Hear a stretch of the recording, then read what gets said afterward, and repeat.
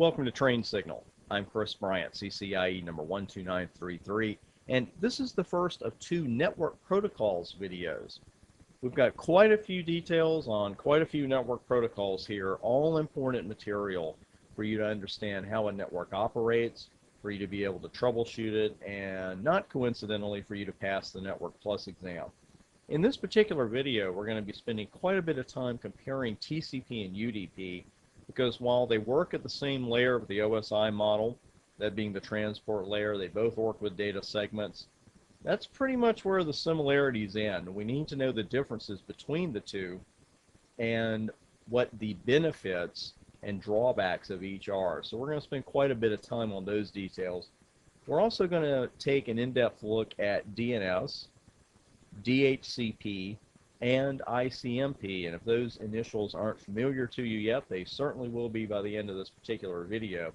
And we will look at other networking protocols on the second network protocols video.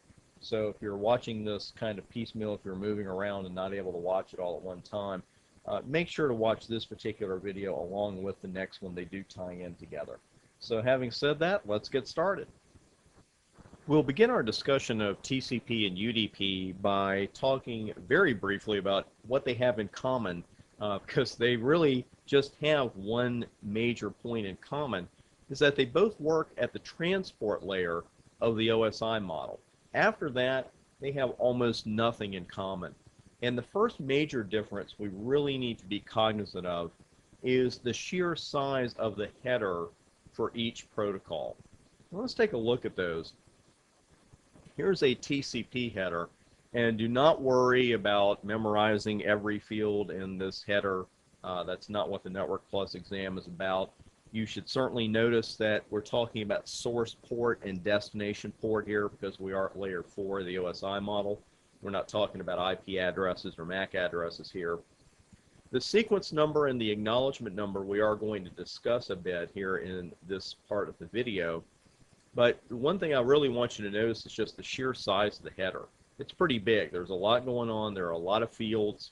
And UDP, on the other hand, and I'll bring this in courtesy of wikipedia.org, this is the UDP header. And as you can see, there's just about nothing there.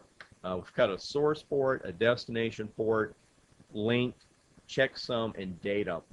And actually, the only three fields that the two have in common, the UDP header and the TCP header, are the source port, the destination port, and the checksum. That's really it. Of course, they've both got data, but that's not really a field. It's these fields here that we're really talking about. Let's see. We mentioned the sequence number and the acknowledgement number. Another value here I would have you notice is the window. That's a rather larger field that you can see there easily. We're going to talk about that here in this section. Again, with TCP headers, don't worry about memorizing every field and what they do. If you want to do that, I think that's fantastic, but you don't need to do that just yet for Network Plus. But again, those are the only three fields the two headers have in common, are the source port, the destination port, and the checksum. So with UDP not having many fields, it's not going to offer us the features that TCP does.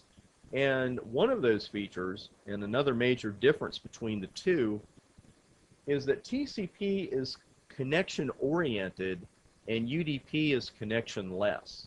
And that's great theory. They used to just throw in the books and say, okay, I can remember that. But what exactly does that mean? Well, what it means is that TCP is going to create an underlying connection, or a control connection, if you will, between the two endpoints before the data segments are ever transmitted. And remember, we're at layer 4 of the OSI model. We're talking about data segments here. And TCP then, the two endpoints are actually having a communication before the data is actually sent. And how this connection is built is created as a result of the three-way handshake. And if this is the first time you've ever heard this term, it probably confuses you as much as it did me the first time I heard it, because I thought, well, a handshake is between two people. You know, how do you have a three-way handshake? You know, you've just got two people involved here, they shake hands, and that's it. It's a little more complex with TCP.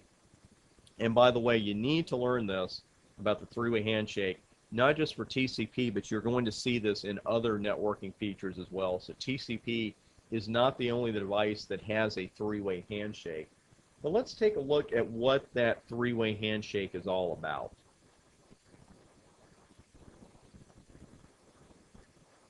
The first part of the three-way handshake is where the prospective transmitting device, or the sender, is going to send a SYN packet out, and it's not nearly as much fun as it sounds.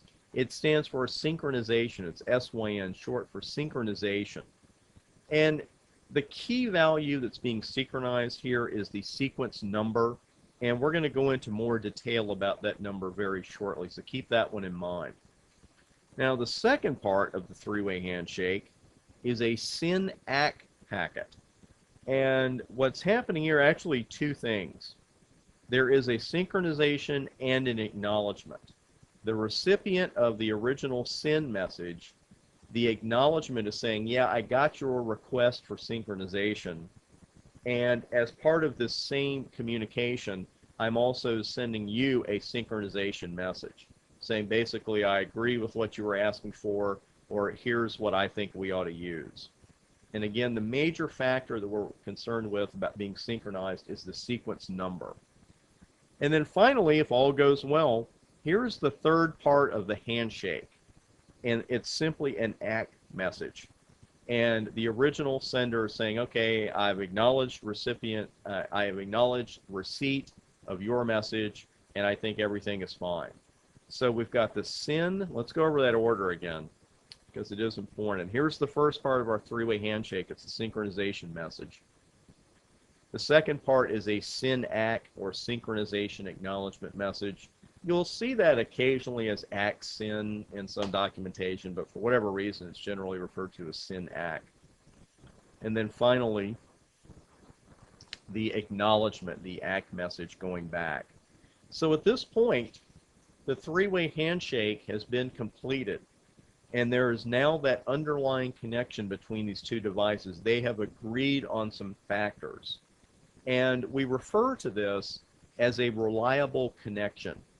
We're not just sending data blindly. When that sender begins to transmit segments here in a moment, it knows that the destination is out there. It knows that it can reach the destination because it's already communicated with the destination. So we call that a reliable connection.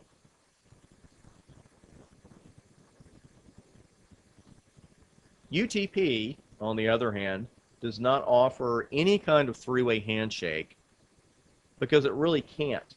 Because if we look at that field one more time, if we look at the UDP packet, or header, excuse me, one more time, there's nothing in there about a sequence number.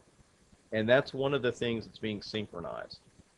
So UDP really doesn't have anything to synchronize. It's got a source port and a destination port and a checksum, and that's really it. So there's really nothing to synchronize. So with UDP, there is no three-way handshake, there is no synchronization, there is no pre-existing connection, that control connection between the two endpoints. That's why we call it connectionless, because there is no pre-existing connection between the two endpoints. UTP just starts sending data out.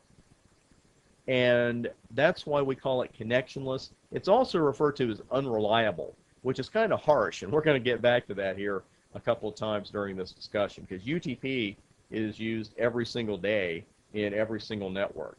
But we really need to know the differences here between TCP and UTP.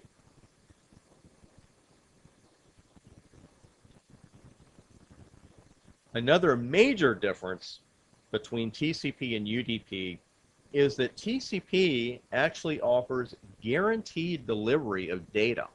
And whether you've been in networking for a day, a week, a month, or a year, you already know that we'll take all the guarantees we can get in this business.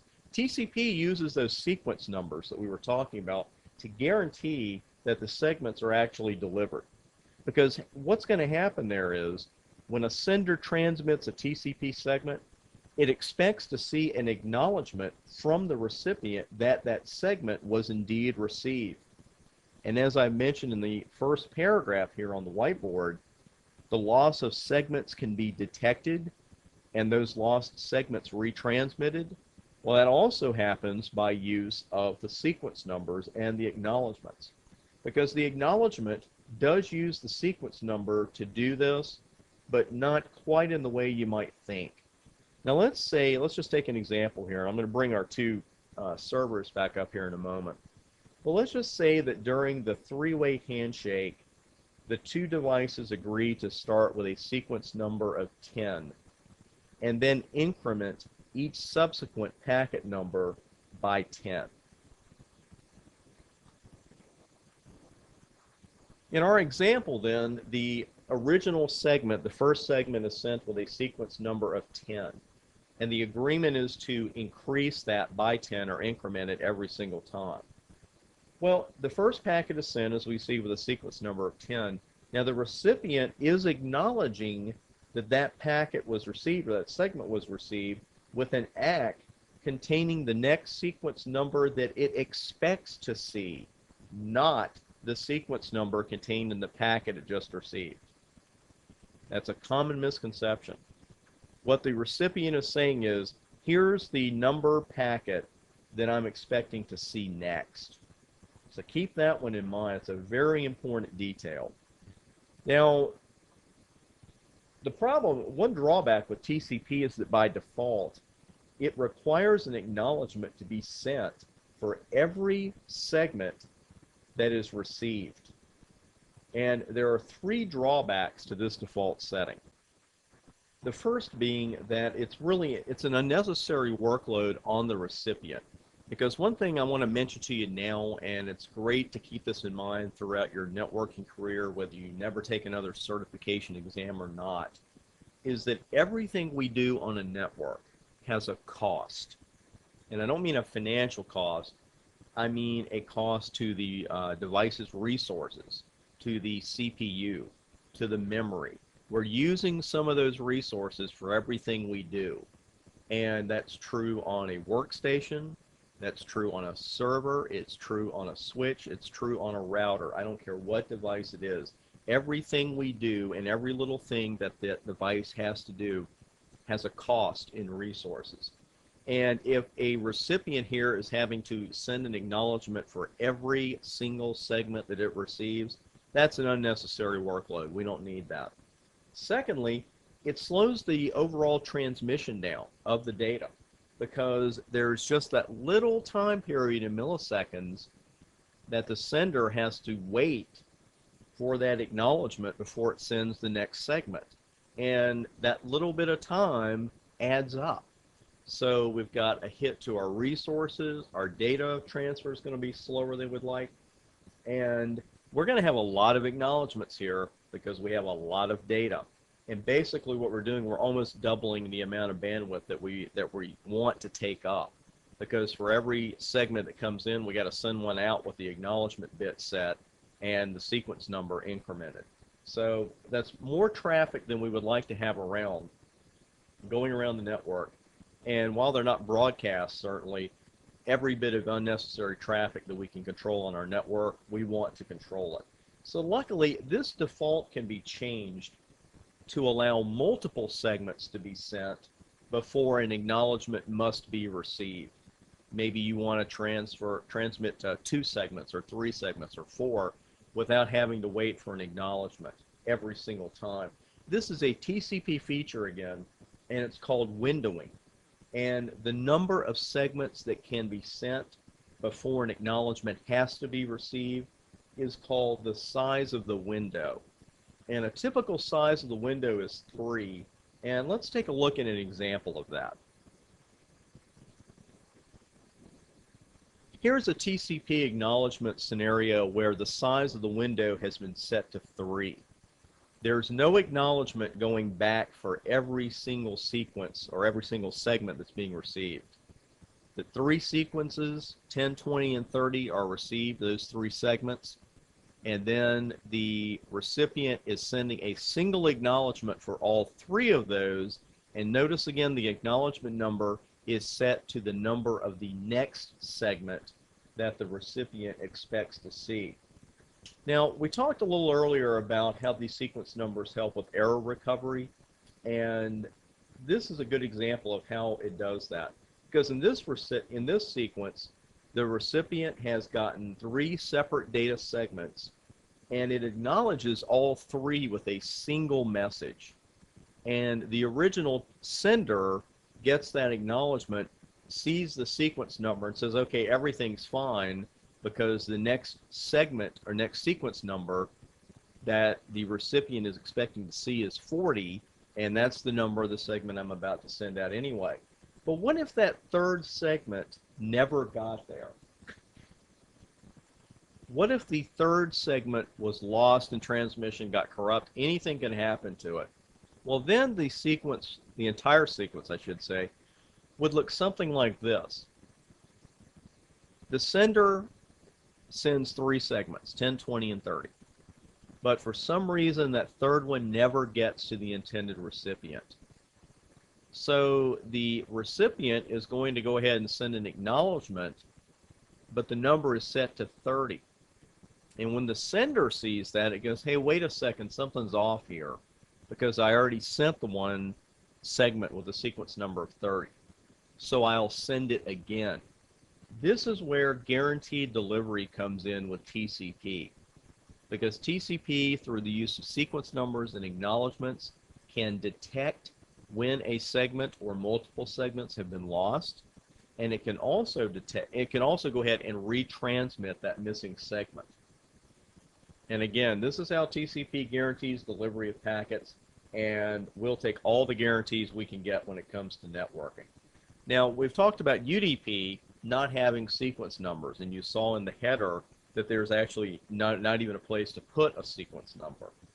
UDP does not give us guaranteed delivery. UDP is often called a best effort delivery, meaning UDP is going to try to get it there, but it's not guaranteeing anything to us. And that really gives UDP kind of a bad rap, if you will, of being unreliable, an unreliable protocol, while TCP is considered reliable. And in the real world, and I'm not even talking about real world networks, I'm talking about just the everyday world that you and I live in. If you refer to a person as being unreliable, or a company as being unreliable, or a certain kind of computer as being unreliable, you're probably not going to want to what? Rely on them, right? You're not going to use them. You're not going to trust them. But in networking, you're going to run into some protocols that are called unreliable, much like UDP, simply because there's no guarantee of what's going to happen. But still, these protocols are used every day and they work perfectly fine. So keep in mind that an unreliable protocol, when it's tagged with that word, it doesn't mean that that protocol should never be used. Because if you've got a network up right now, you're using UDP. I can guarantee that. But you're going to run into more than one so-called unreliable protocol in your career. But again, don't let that get you away from ever wanting to use it. We talked about the size of the window here, and here are just some notes on it if you want to pause the video and take those in. And again, that TCP feature we looked at just now is called windowing, and the number of segments that can be sent without waiting for an acknowledgement is the size of the window. Now, at the bottom here, I kind of reiterate that point about UDP, and you may be thinking at this point, well, why would we ever use UDP? Well, not only do we use it, but a lot of very important protocols use UDP. If you are familiar with DNS and with DHCP, both of those protocols use UDP. So if UDP is just not reliable, why do we use it? If it's best effort delivery, and much like the local post office, that's the comparison that a lot of people make, is that TCP is like Federal Express or UPS, or even sending registered mail, where you've got delivery confirmation and it gets to that person, they have to sign for it, they have to acknowledge it. And UDP is like the local post office when you just use regular first class or third class mail, and you just go out and you walk to the mailbox and you pop it in there and you go, boy, I hope it gets there. But you know, in reality, that letter almost always gets there, doesn't it? You know, we like to say, oh, you know, the letter got lost, the check got lost in the mail, right? What that really means is we didn't send the check. 99.9% of the time when you walk to the corner mailbox and you put in a letter, you don't even think about it. And that's really what UDP is. It's our post office. So if TCP is so great, and it is, I'm not down talking it, but why would we use UDP in the first place? Why would we ever do that? I mean, look at this. TCP has windowing. TCP has guaranteed delivery. TCP has that reliable control connection we talked about, where they're actually communicating with each other before data segments are ever sent.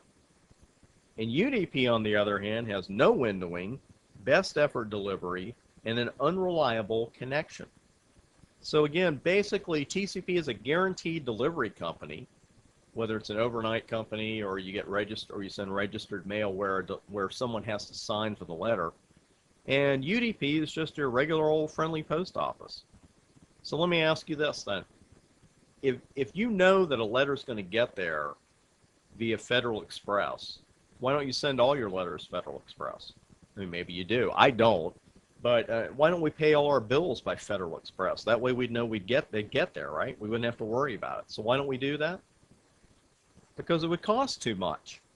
It would cost far too much. I can, for less than 50 cents right now, walk to the post office, send a first-class letter here in the United States, and it's going to get where I want it to go 99.9% of the time. I could send it by Federal Express, but that's going to cost me a lot more money. Well, again, I'm not talking financial cost here, but I'm talking cost to our network bandwidth and our network resources when I tell you that TCP's cost to the network bandwidth is much higher than that of UDP because TCP's header is so much larger. We looked at that earlier, where TCP has all those fields, and UDP, that's a very small header. That's the major reason that important protocols such as DNS and DHCP use UDP as a delivery mechanism, because they know that it's almost always still going to get there, and the overhead is much smaller.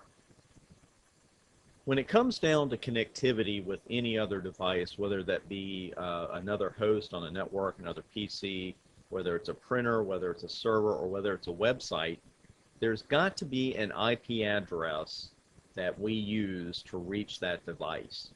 But humans just don't really remember a string of numbers all that well. What we remember are names.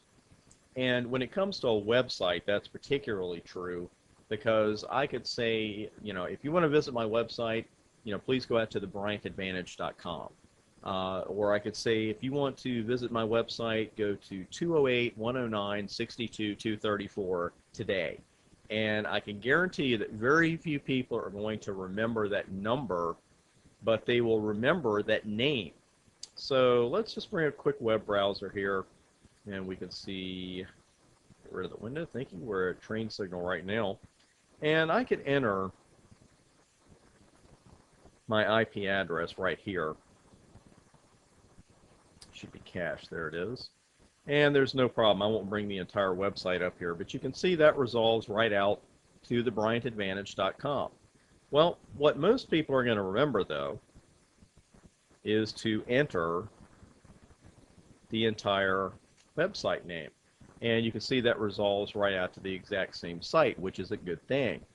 But the problem is, where people remember names instead of numbers, that name really doesn't mean anything to a router. And we're probably going to have to go through quite a few routers to get to any given website.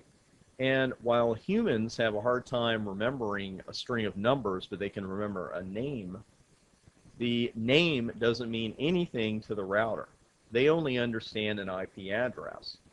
So we need something to translate a host name to the correct IP address, and that's exactly what a DNS server does.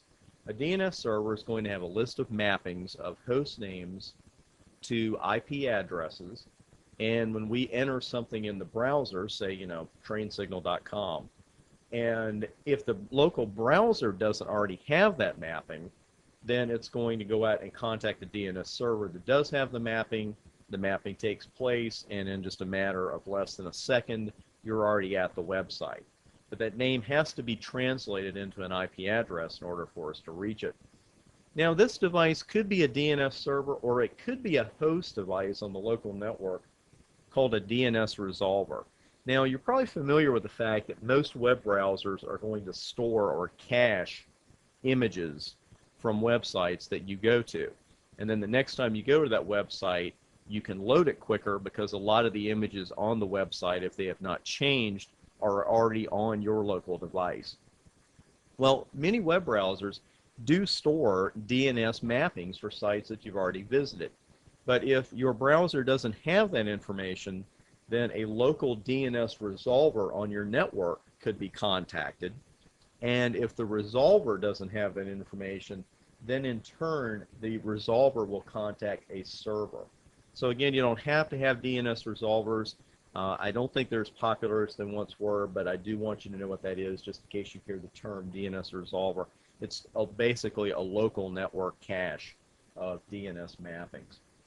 Now, for most hosts, and that includes your home PC, your Internet Service Provider, your ISP, is automatically going to give you the location of the nearest DNS server via DHCP.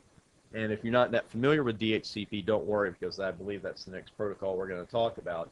But DHCP gives us a lot of information dynamically, and that includes the DNS server. Now, if a host is receiving the DNS server location through DHCP, or whether we're giving it a static setting for that, we can set that in the control panel in Network Connections. And we're just going to take a quick look here at the properties for this particular network card. On Internet Protocol, we simply click on Properties. And you can see here that we've got this particular PC set up to get all its information through DHCP, obtain an IP address automatically, and obtain a DNS server address automatically. And this is information we're going to go over in the troubleshooting portion and troubleshooting video. Well, let's just step out here for a moment, and I'll introduce you first off to ipconfig. This is a basic Windows XP command that gives us the DNS suffix, the IP address, the subnet mask, and the default gateway. But you'll notice there's nothing there about the DNS server itself. To see all that information, you need to run ipconfig all, and as you can see, that quickly gives us a lot of information. And what we're going to concentrate on right now are the DNS servers. So occasionally, if you're having some kind of problem where you're on the net, but you think you're on the internet, and you just can't get to some websites, and you call the ISP, and they're going to ask, well, what are your DNS servers? That's how you find out. They should tell you that too, but of course, as network admins, we need to be able to do that network troubleshooting as well. So the first thing I like to do, if I've got a workstation that just can't reach a website, I'll have them run ipconfig/all first, and if they don't have any DNS servers, that kind of narrows the problem down a little bit. And we will talk a bit more about that in the troubleshooting video. DNS uses port 53 in both TCP and UDP. Very important detail to remember that the domain name service uses both TCP and UDP. Most of the work it does, and that includes DNS queries and DNS replies, that runs on UDP. So there's that unreliable UDP. Again, DNS, though, does use both TCP and UDP, though, port 53. DNS also resolves fully qualified domain names, FQDNs, to IP addresses. And all an FQDN is the total domain name for an internet host, which consists of the host name and the domain name. For example, a server with a host name of Network Plus and a domain of va.us.edu would have a fully qualified domain name of networkplus.va.us.edu. And that period at the end of that is part of the FQDN. FQDN should have a trailing period. That's often left off in documentation.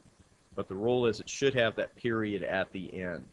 So most likely, though, you're probably going to see very little about FQDNs on your exam, but certainly you need to know everything about DNS that we've talked about here, the port it runs on, exactly what it does, and you should be familiar, of course, with real-world configurations of how to look at a workstation and see where the DNS information is. Before we move on to our next protocol, we're going to have a discussion here about whether it's better to do things on our network statically or dynamically. And you're going to have this choice a great deal during your career, and especially as you pursue other certifications, you'll often have the chance to do something either statically or dynamically. So let's define the terms first. Statically simply means that I am going to go, or you're going to go to every PC or to a router or to a switch and tell it something by sitting down and configuring it rather than allowing the device to learn it dynamically.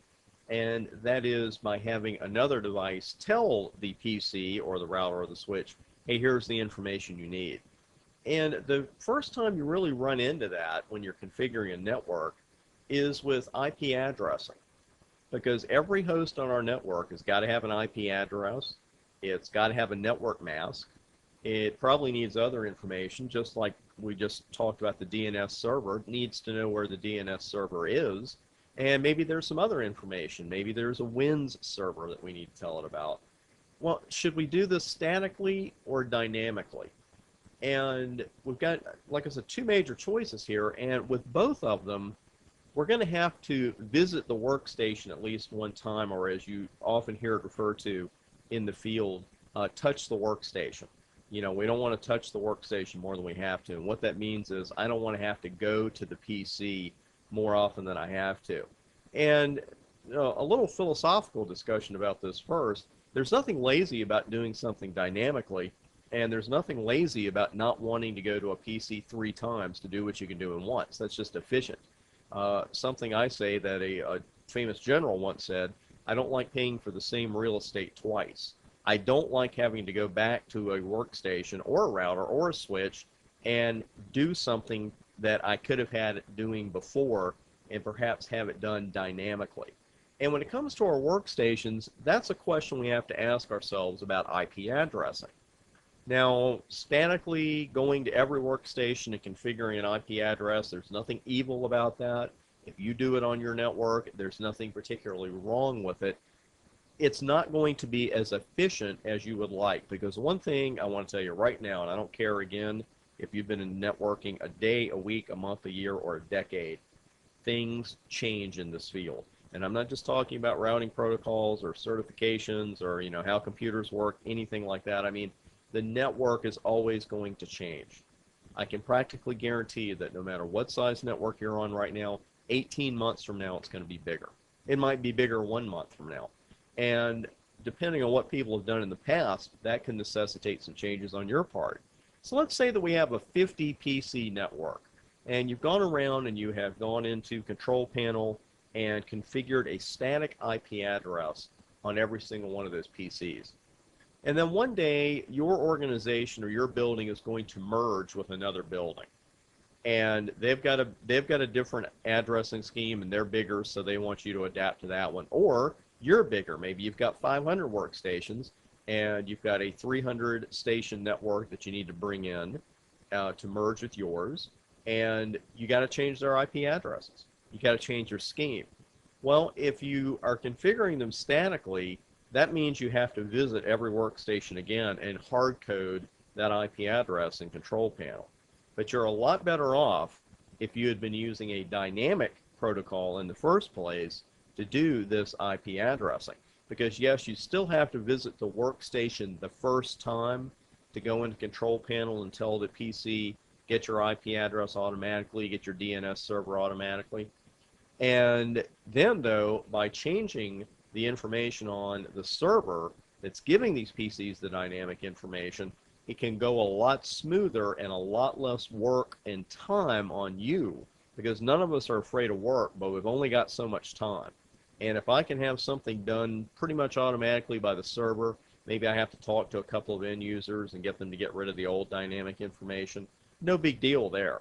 That's a lot more time efficient than going around to 200 or 300 more workstations and manually configuring an IP address. That's really not a good use of your time. And when it comes to this dynamic addressing, we've really got two protocols to choose from. One we talked about in an earlier video, reverse ARP or RARP, and DHCP, which has no cool way to pronounce it, so we'll just call it DHCP, and that's the Dynamic Host Configuration Protocol. Now, RARP is just about gone from today's networks, and I always say just about because I know someone's watching this video, and I know someone's using reverse ARP, and they're already sending me an email, hey, we use it, there's nothing wrong with it. There is nothing wrong with it, and it's my understanding that it plays better with Unix than DHCP does, but I'm not so sure about that. I've seen DHCP running with Unix, and I've never heard of any problems. So again, reverse ARP, you might see it out there. We talked a little bit about it earlier, but the chances are much greater that you're going to be working with DHCP. And again, when it comes to assigning an IP address to all the PCs on the network, along with their mask, along with their server location, it's really more time efficient to use DHCP. And again, it doesn't mean you're lazy when you choose dynamic over static, because when things change, you'll notice I said when, I didn't say if. When your network changes, then your changes will be much more efficiently adapted to when you're using a dynamic protocol. You're going to find this to be true for MAC addressing on switches. We're actually going to talk about that later. There are a lot of choices, especially if you're looking at your CCNA down the road, about how routers can do things dynamically or statically. It is almost always more efficient to do them dynamically. So, having said all that, let's take a look then at the basic DHCP process. You know how to configure a workstation for DHCP. You simply go into Control Panel, Network Connections. There's a tab there for the protocol, and you've also got, you can pick either to configure an IP address statically or dynamically. You simply make it dynamic, and you simply allow it to learn the DNS server address dynamically as well. There's one other reason you use DHCP instead of static configurations, and bringing this machine up right here, go IP config all, and you can see some of the information here. Right now, the workstation that I'm working on, you can see that the media disconnected, the Ethernet is disconnected, but I am on a wireless card right now. And I've got an IP address, I've got a default gateway, I've got 2 DNS servers, and obviously if the wireless companies tried to use static addresses, that really wouldn't work too well, to try to give every single one of their customers a static IP address. So instead, when I connect, their DHCP server gave me all this information. So we're good to go there. And again, let's take a look at the basic process then of when a DHCP-enabled client comes onto the network. At this point, we've got a DHCP server on our network. We have gone around and configured our PCs to get their IP address and DNS server information dynamically. And now, when a host device boots up, it's going to send out a DHCP Discover packet. And I want to tell you, I've broken up DHCP and Discover here, frankly, to make it easier to read. In some documentation, Cisco documentation in particular, you'll see this as a DHCP Discover packet, all as one word. It doesn't matter. I just want you to know that we're talking about the same thing. It's just easier to read if we break it up a little bit. Well, when our client boots up and it sends a DHCP Discover packet out onto the network, and what it wants to discover naturally is a DHCP server or servers. Now, we could have more than one DHCP server this host can reach, so we need to be prepared for that. We'll take a look at such a scenario in just a moment. This is a level 3 broadcast, or an OSI model layer 3 broadcast with a destination address of 255, 255, 255, 255. So that's our layer 3 broadcast. Now, maybe one server will hear this, maybe 2 servers will hear it, maybe no servers will hear it. We'll look at that scenario too. But right now, we're going to look at this scenario where 2 DHCP servers heard the request. And what happens now is that every DHCP server that hears that broadcast message is going to respond with a DHCP offer. And what's being offered? The IP address and the subnet mask. It's not yet telling the host, here's the DNS server location, here's the default gateway, here's the Win server. It's not telling it all that yet. It's just an address and mask. And interestingly enough, this is simply a race. The first DHCP offer that the client receives is the one that it's going to accept. So they've both, in this case, two DHCP servers have heard the request. They have both sent an IP address and a mask. You'll notice the IP addresses are a little bit different. And literally, the first one the client hears, it's going to accept. So in this scenario, we'll say that the offer of the 10.11.11 address has been accepted.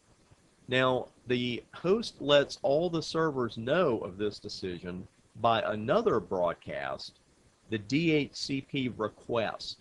And what it's requesting is the rest of the pertinent information, not just the subnet mask and the IP address it received. And by sending this request out, it's telling one of the servers that hears the broadcast, hey, I'm accepting the address that you offered me. And it's telling the other servers in the same fashion, hey, I'm not accepting the one that you offered me, I'm accepting somebody else's, I just want you to know that. So at this point, two different things are going to happen with that request. First off, the DHCP server that made the offer that is being accepted is now going to send a DHCP acknowledgement or a DHCP ACK. And that has the rest of the information that the host needs to function, including the location of a DNS server.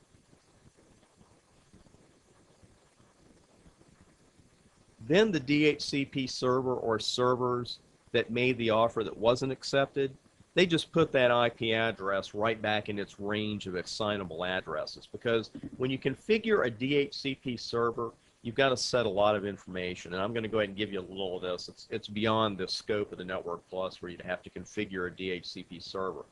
But what you do is you determine the range of addresses that you want the DHCP server to assign, and that's called an address pool. Get used to that term because you're going to hear it again later in this course. It's an address pool.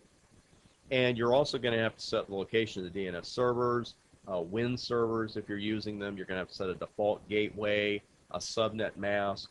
You're going to have to set the lease length, because when a host receives an address in DHCP, it is not permanently assigned. It's not there forever. We determine how long that is by setting the lease duration on the DHCP server. And I'll go ahead and mention this now since we're talking about the DHCP server. I've seen networks that put that lease at 3 days, and I've seen networks that put it at 30 days. And it really depends on the size of your network, the range of addresses you have to assign. It's really up to you. There's no right or wrong answer, but keep this in mind for the exam, for the real world, for both of them. The longer you make the lease, the less DHCP related traffic you have, because you're not going to have PCs saying, hey, my lease is over, I'm requesting an address. Again, that's really up to you. I'm all for keeping the broadcast traffic down. I tend to go with a longer lease, but I've heard perfectly good arguments about a 72-hour lease. So that's really up to you. If you're not the person who sets that on your network, you might want to ask the person who did, why did you come up with that? Why are we using a 3-day lease? Ask in a nice way, don't ask in a threatening way. But that's really what DHCP is all about. It's about getting an IP address, subnet mask, and the other information dynamically.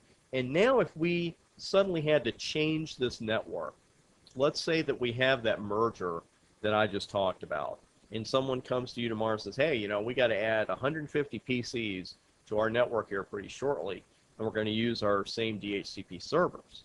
Well, you might want to broaden the range of the address pool.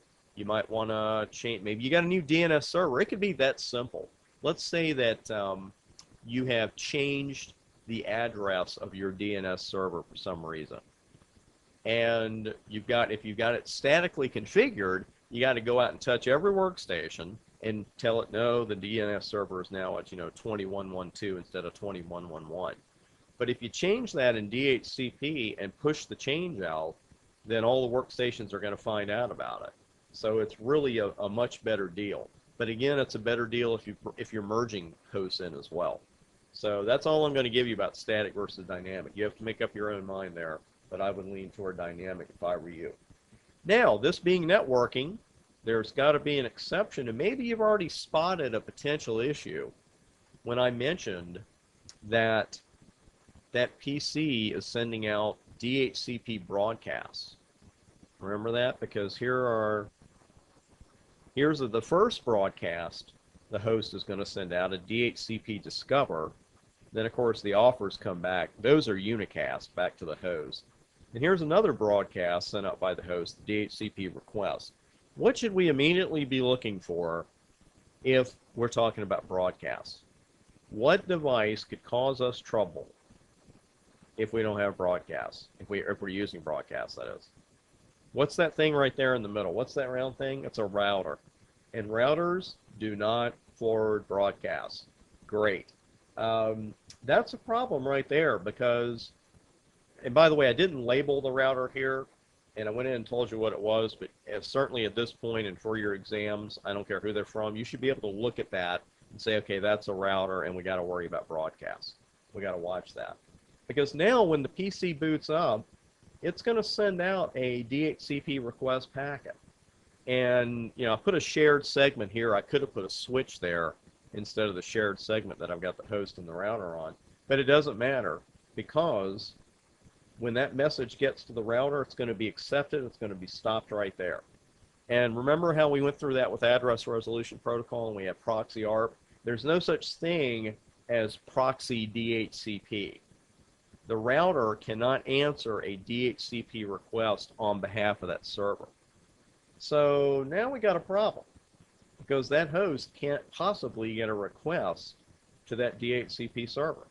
So what we can do is use a DHCP relay agent. And that's going to be most likely another server. There are different ways to do this, and if you decide to put one in on your network, you need to do your due diligence, do some documentation digging, some search engine digging, get the official documentation from Microsoft or whoever is making your boxes, your servers, or if you're trying to use a workstation, make sure you read that documentation before you get into it. But here's the theory of the DHCP relay agent. What it's going to do is actually forward the DHCP request to that server. It can get the DHCP message to that server because it's not going to be a broadcast anymore. And you can make a Windows server DHCP relay agent. There are a couple of other devices you can make relay agents out of. But that relay agent is basically going to turn the broadcast into a unicast, which can get to the DHCP server. So it's not a proxy, but it is a relay agent. I'm going to take this message and I'm going to relay it to the server that's on the other segment. Now what you want to watch here, and it's a common confusion actually, there is no reason to put the DHCP relay agent on the same segment as the DHCP server. We would not take this device and put it up here. There'd be no reason to, right? Because the broadcast still couldn't get to the relay agent. That relay agent has to be located where a broadcast from this PC can get to it. And certainly since they're sharing a segment here, and if that were a switch, which it more likely would be, there would be no problem because switches forward broadcast. So the cardinal rule of DHCP relay agents is that you never put it on the same segment as the DHCP server itself. That would serve no purpose. Now, again, I want to mention configuring a router as a DHCP relay agent is actually possible. You can configure a Cisco router as a DHCP relay agent. You actually can configure it as a DHCP server itself. Now, what I just told you is way beyond the scope of the exam. Don't worry about it, but I want you to know it. But what I'm telling you is whether you're configuring a server or a router as a relay agent, the differences in the configuration are huge. And certainly for your Network Plus exam, you should know why the need for the relay agent exists. You should certainly know where you would put it in your network to make it efficient. But as far as configuring it, if you want to add one to your network, please do your due diligence and make sure you find the correct documentation to do it. with that device, with your particular device. Bringing that down here, we'll just take a look at the 4 different types of DHCP packets we talked about. The DHCP Discover packet is a layer 3 broadcast, and you see the address for our layer 3 broadcast there. That's the packet where the host discovers where the server or servers is. It is going to receive a DHCP offer in return with the IP address and the mask. The DHCP request sent out by the host is a broadcast, and then a DHCP ACK is sent by the proper DHCP server, that is the server that sent the IP address that is being accepted, and it gives the host the rest of the information. And I just put which device does not forward broadcast, but you certainly know what that is by now, and that is a router. So that's where we have to bring in DHCP relay agents. One more thing I wanted to mention here about DHCP leasing, and most of what I put on the whiteboard we talked about a few minutes ago. Again, no right or wrong answer as far as what the lease length is of a DHCP server. Just keep in mind, the longer the lease, the less DHCP related traffic your network has. I would not go with anything under 3 days, but I've seen networks that go with a 24-hour lease. What can and can't be assigned by DHCP? A little bit of confusion here in some documentation I've seen, so I want to clear it up for you. You can certainly set the IP address and subnet mask. We have to have that. You can assign a default gateway, and that, of course, is where the data is going to go if the device doesn't know where else to send it. It's a gateway of last resort. You can set the DNS and the WIN servers, preferred and secondary, so if the first DNS server is down for some reason, your host has a secondary address to use. Of course, you're going to set the lease length. But DHCP has nothing to do with MAC addresses. I occasionally see documentation where people say it does. DHCP is layer 3. We are not doing anything with MAC addresses. So if you've read that somewhere, I just want to clear that up for you. The next protocol on our list may well be a protocol that you've used without even knowing it, and that's FTP, the File Transfer Protocol. And there are many very good and free or almost free FTP programs out there. And also, if you've uploaded pages to a website, to a web server, I should say, for your company or your personal website using Dreamweaver or another product, and when you upload the pages, you're actually using FTP. And File Transfer Protocol actually uses 2 ports to get the job done. Occasionally, I see documentation or books that list only 1, but FTP actually uses both ports 20 and 21. And while we do not have the 3-way handshake that we've talked about earlier, we do have that underlying control connection. There is a connection made between devices before files are exchanged in FTP. And an FTP server is going to actively be listening for connection requests. And it's going to be listening for those requests on port 21. And that's where the client is actually going to connect to the FTP server at the server's port 21. Now the client is going to send a clear text password, which we never like, but it is clear text to the server, and it's also going to tell the server what port the client wants the server to connect to for the actual data transfer. And the connection that's being used for this negotiation is called the control connection. It is not a 3-way handshake, but it's still that control connection, like the one TCP has, that underlying connection between 2 devices that are going to transfer data back and forth. Now at this point, no actual files have been transferred yet. And what's going to happen is that the FTP server is going to open a connection from its local port number 20 to the remote port requested by the client, and then sends data, the requested data, over that data connection. So we actually have 2 connections. We have a control connection, and then we have the actual data connection. You know, the host in this situation is kind of the boss. It's telling the server, you know, here's what port of mine I want you to use when you send me the data. But on the server, it's always going to be port 21 and then port 20. And as I mentioned, FTP does require a username and password, but it's in clear text. And that means that you can read it just as well as you're reading what's on the screen right now. It's just hanging right out there. And in today's networks, that's not necessarily a good idea, particularly over a wide area network. You should never do that. FTP also allows you to set up anonymous FTP. And what that is, it's simply you type anonymous for the username, and you still have to give a username or password, and usually that's just going to be an email address, something like that. Anonymous FTP has its place on occasion, but be really careful with FTP as a whole, because running it to transfer sensitive files may not be a really good idea. While we're talking about FTP, I want to mention to you something called TFTP, which is Trivial File Transfer Protocol. And this runs on port 69, and I just want to mention that just in case you hear someone say TFTP and you wonder what protocol they're talking about. There is actually a TFTP. The TFTP does not require usernames or passwords at all. It doesn't even have a mechanism to carry them. So if you're using Trivial File Transfer Protocol, there's absolutely no security in there at all. Now with the Internet Control Message Protocol, ICMP, this is another protocol that you may well have used and didn't even know you were using it. Because when you're troubleshooting a network, especially a WAN connection, but it could be on a local area network too. Let's say you've got a user who calls you and says, I can't get my email. And the first thing you need to do with troubleshooting is really localize the problem. You know, what is the scope of the issue here?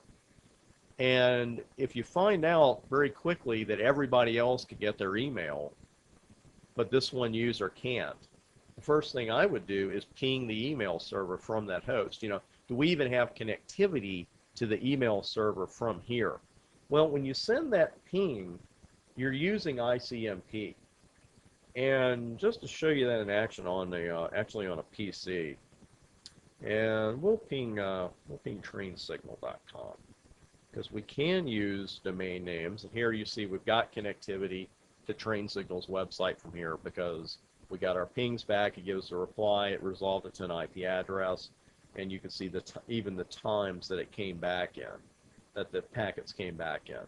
So if you ping somebody that you shouldn't be able to ping to or don't have IP connectivity to, and I'm just making up a private IP address here of 2111 to ping, and you can see we're starting to get the phrase request timeout. That's what we don't want, because that means we do not have connectivity to that particular device. Now both ping and traceroute, we're going to talk much more about in the troubleshooting section, but for right now I want you to know that these are indeed ICMP protocols. And another good troubleshooting point, if you really think the host is the problem, you just can't figure out, you know, why can't I ping anything here? What you can always do is have the PC ping itself, basically 127.0.0.1. And if you cannot get a return ping from that, then TCP/IP is incorrectly installed on the workstation to begin with, or it's not installed, because this is the machine's own loopback address. It is basically pinging itself. And if it can't ping itself, it's got big problems. But that is the host's own loopback address. Again, ping is a basic IP connectivity test. It tells you if there is a problem. TraceRT helps you pinpoint the issue. Let's take a look at TraceRT now while we're here. Let's say we had a connectivity issue between TrainSignal's site and us, and we need to figure out what server in the middle is, what router in the middle of the connection is giving us trouble.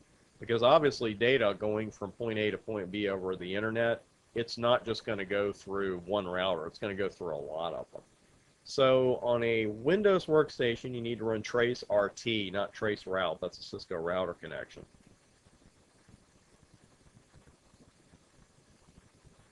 And what it's going to do is show you the path it takes. And again, I'm on a slow internet connection here. I'm on a wireless connection, so we may not get some of the pings back, some of the packets back. As you see here with the trace route, we're going to start getting some errors here, request timeout, but then we do see the next site. And those are not good times, by the way, at all. But this can help you determine where a problem is just by seeing the names of the servers. And especially if you're talking to your ISP on the phone, you can tell them, okay, it gets up to 12, 124, 234, 197, and then it stops. Because if you keep getting these asterisks, if you get rows and rows of them, that means that the last router you see at the top of the list is the last one that could return a ping. So that helps you nail the problem down, and that's the hardest part of any WAN issue. It's just a little sneak preview there, but I just want to tell you that pings and trace routes are both ICMP protocols.